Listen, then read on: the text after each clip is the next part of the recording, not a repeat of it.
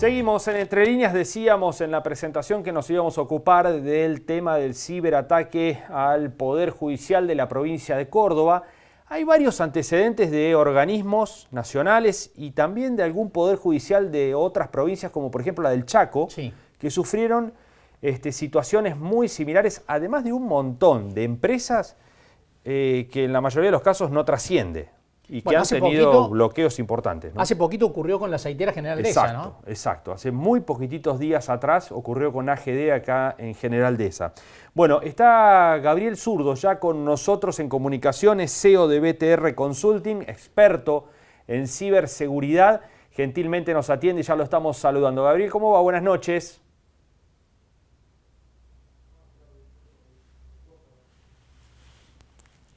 A ver si lo tenemos. Gabriel.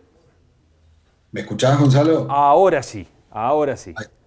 ¿Cómo te va? ¿Qué decís, Gonzalo? Buenas noches. Hola, ¿cómo va? Buenas noches, gracias por estar allí. Bueno, comentábamos recién en la previa que esto por ahí es mucho más frecuente de lo que pensamos o de lo que conocemos. Contanos qué tan frecuente es esto que ocurrió en Córdoba y que fue realmente una noticia muy importante a nivel provincial. Sí, bueno, esta es una modalidad, como bien decías, bastante extendida, sobre todo post pandemia. Es una forma de ciberataque que consiste en la utilización de programas que de manera subrepticia, en este caso lo llamamos el delito del triple efecto, el ciberdelito del triple efecto. La técnica específicamente se llama ransomware y que implica, Gonzalo, el acceso no autorizado, en general a partir de la utilización de otra técnica que probablemente la gente haya escuchado mencionar, que es la de phishing, abro un pequeño paréntesis, el hecho de que recibas un mail, Gonzalo, que diga, ganate un viaje al Mundial de Qatar, completá la siguiente trivia, ¿de qué color era el caballo blanco de San Martín? Poné tu usuario, tu password, tu tarjeta de crédito con los 16 números, fecha de vencimiento, el código de seguridad, el nombre del titular. En general, esto es la locomotora del tren, digámoslo así, es la forma a través de la cual las bandas organizadas se introducen en una infraestructura, en una red, en un servidor, en una computadora, en un teléfono, y pasan a la siguiente etapa. Yo dije triple efecto, vamos por la segunda, que es la del secuestro, que implica aplicar un algoritmo matemático sobre datos y sistemas de una organización a fin de evitar o inhibir su acceso, para luego pasar a la tercera pata o etapa, que es la de la extorsión, a partir del cual la organización víctima recibe una comunicación, obviamente desde el anonimato, diciendo que luego de haber sido hackeados, fueron secuestrados sus datos y sistemas, y a vuelta de correo, en la medida de que no se cancele un pago en el plazo, por ejemplo, es una forma de 72 a 96 horas, el monto se duplicará o procederán a subastar al mejor postor o a liberar la información secuestrada, de la que obviamente generaron una copia, para que el público en general acceda a ella. Esto, para darles una medida, Gonzalo y Marcos, solo en el año 2021 nosotros tenemos un registro de 100 compañías en Argentina.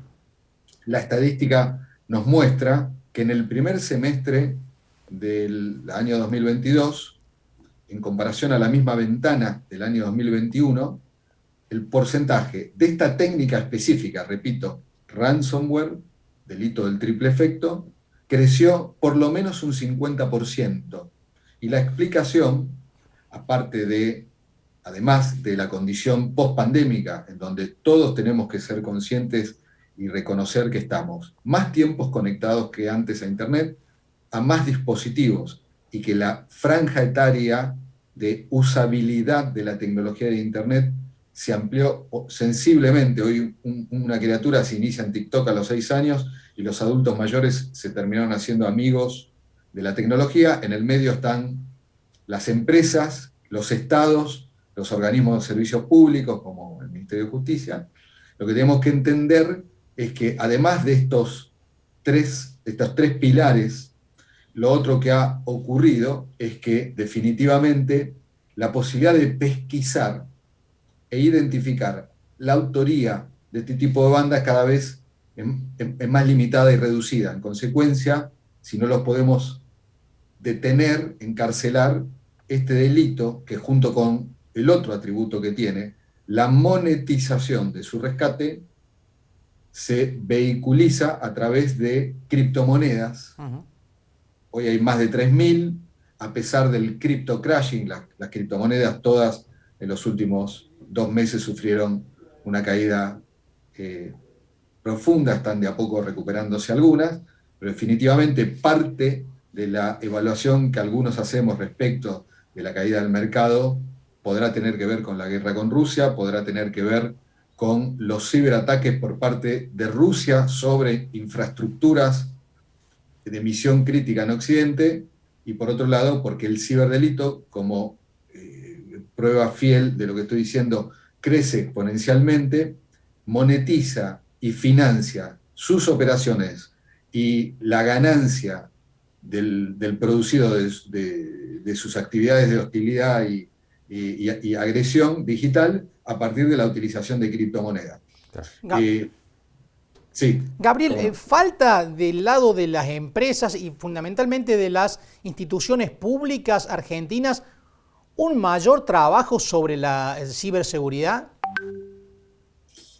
A ver, Marcos, definitivamente es una práctica nueva y que, como en alguna oportunidad comentamos con Gonzalo, tiene un atributo particular que tiene que ver con la cantidad de innovaciones y amenazas que aparecen, que yo las grafico con un concepto bastante fácil de comprender por la gente, que tiene que ver con diciembre del 2019, cuando apareció en Wuhan, en China, coronavirus por primera vez. ¿Se acuerdan de la discusión de el murciélago, o si era un animal era portador? Bueno, la humanidad tardó 2 años en descubrir una cura o parar la pandemia.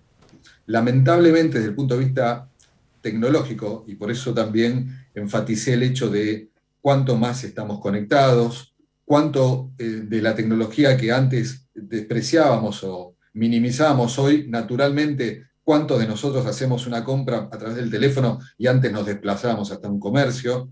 Entonces, todo esto conlleva que de la misma manera que apareció Wuhan y se llama día cero, el día cero en que apareció en Wuhan coronavirus, aparecen, Marcos, miles de amenazas, y voy a ser concreto, un promedio de 1.200 vulnerabilidades tecnológicas por mes y alrededor aproximadamente entre 400 y 450.000 amenazas por día del formato malware, que es lo que afectó al Ministerio de Justicia de Córdoba, o aplicaciones, apps truchas, falsas, que dicen hacer una cosa y terminan haciendo otra. Entre otras cosas, robar información financiera o personal. Entonces, la respuesta es, definitivamente hay una necesidad de mea culpa, de reconocimiento que probablemente no esté a la altura de las circunstancias, de la industria tecnológica. Esto no es más una problemática que a futuro será tratada o deberá ser tratada solo desde la perspectiva tecnológica.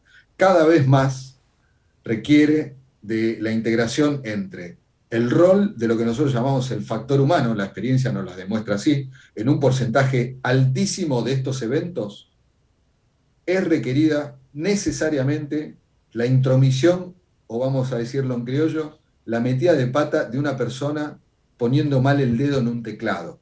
Esto funciona de esta manera. Entonces, a tu pregunta, la respuesta es en Argentina y en general Latinoamérica, pero especialmente en nuestro país, las condiciones de seguridad, de formación, de adquisición de conocimiento, de disponibilidad de tecnología, de recursos necesarios para detectar tempranamente, prevenir y saber cómo responder a este tipo de ataques, está engamado dentro de la coyuntura que vivimos cotidianamente. Somos un país pobre en educación, con serias dificultades coyunturales, económicas y del tercer mundo. Esto es una realidad. El problema, y los voy a ejemplificar con la siguiente mención, una banda que atacó hace 2 años a la Dirección Nacional de Migraciones con una modalidad muy similar, atacó con una diferencia de 2 meses, la misma banda, el mismo grupo organizado, a la Universidad de San Francisco en California, no en Córdoba, ni en Santa Fe. Y la Universidad de San Francisco pagó un rescate de $1.400.000.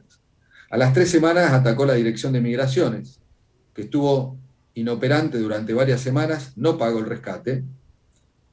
Y 2 semanas después, la misma banda atacó la principal compañía generadora de luz, de electricidad, en Pakistán.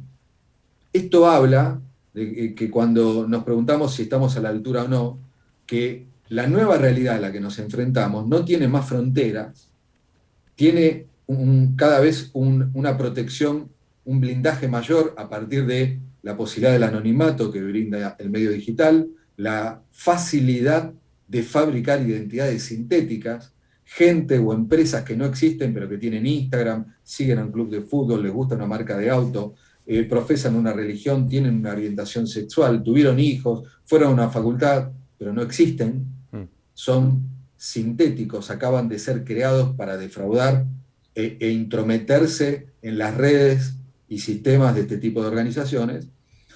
Y definitivamente el desafío que viene por delante es, como digo siempre, no hay que trabajar para evitar sufrir un ataque. Lamentablemente la proyección que tenemos, sobre todo con el crecimiento que va a haber en los próximos años de conectividad y utilización de dispositivos tecnológicos, hay que prepararse aceptando que el ataque en algún momento nos va a pegar y es necesario entrenar y simular cómo atender la crisis para cuando el ataque surta efecto. Lamentablemente esta es la estrategia y muchas organizaciones, tanto estatales como privadas, han errado asumiendo que con un antivirus o algún tipo de protección tecnológica solamente era suficiente. La experiencia nos está demostrando, cuando yo digo 100 compañías en un año, son solo las que nosotros conocemos. Las compañías en el ámbito privado, comercialmente hablando, es bastante difícil que reconozcan un hecho de esta naturaleza por cuestiones obvias, reputacionales. En los últimos meses hubo 2 compañías que terminaron reconociendo que fueron hackeados, una modalidad no necesariamente igual a la del Ministerio de Justicia de Córdoba. ¿Y por qué terminan públicamente reconociendo que fueron hackeados?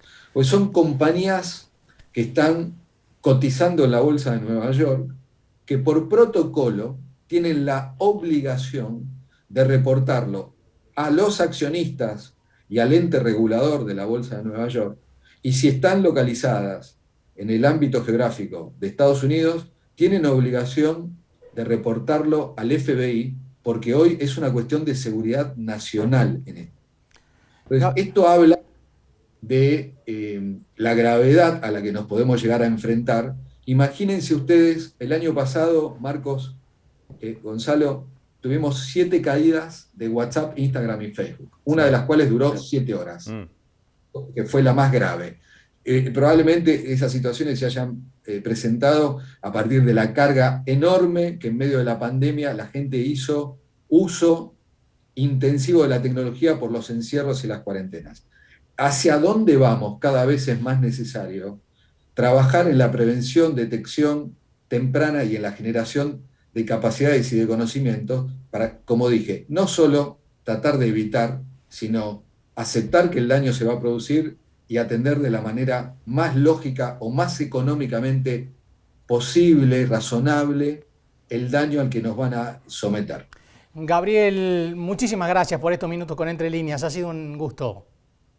Cómo no, un placer cuando quieran a ustedes. Gracias. Muy amable, gracias. Bueno, un capítulo, les lo estaba interesante, diciendo, ¿no? Muy interesante, pero además la magnitud que tiene el problema, y lo decía, que hay que prepararse para que esta magnitud sea creciente todavía más, ¿no? Porque, y aceptar la vulnerabilidad, ¿no? Exacto, así porque es prácticamente inevitable que, bueno, que no hay sistemas de seguridad perfectos, digamos.